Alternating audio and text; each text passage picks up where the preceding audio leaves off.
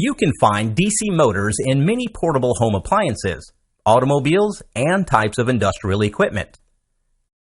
In this video, we will logically understand the operation and construction of a commercial DC motor.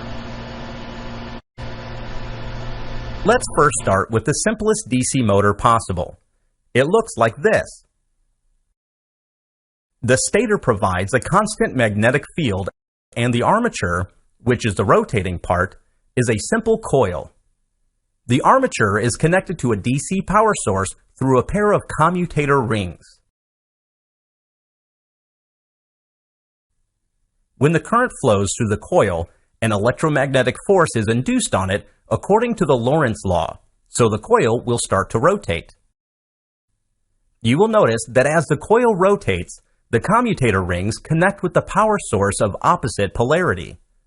As a result, on the left side of the coil, the electricity will always flow away, and on the right side, electricity will always flow towards. This ensures that the torque action is also in the same direction throughout the motion, so the coil will continue rotating. But if you observe the torque action on the coil closely, you will notice that when the coil is nearly perpendicular to the magnetic flux, the torque action nears zero. As a result, there will be irregular motion of the rotor if you run such a DC motor.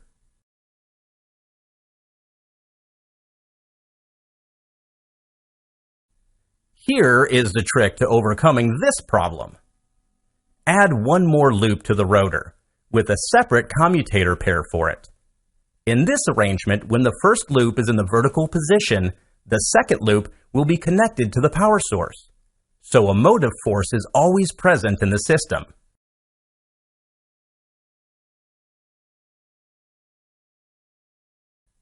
Moreover, the more such loops, the smoother will be the motor rotation.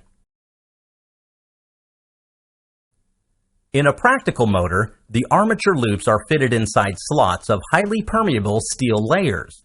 This will enhance magnetic flux interaction. Spring-loaded commutator brushes help to maintain contact with the power source. A permanent magnet stator pole is used only for very small DC motors. Most often, an electromagnet is used.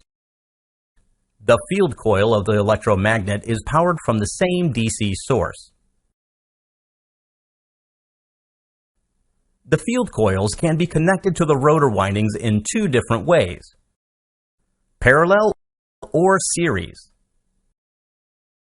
The result is two different kinds of DC motor constructions: a shunt and a series motor. The series wound motor has good starting torque, but its speed drops drastically with the load. The shunt motor has a low starting torque, but it is able to run almost at a constant speed, irrespective of the load acting on the motor. Unlike the other electrical machines, DC motors exhibit a unique characteristic: the production of back EMF. A rotating loop in magnetic field will produce an EMF according to the principle of electromagnetic induction.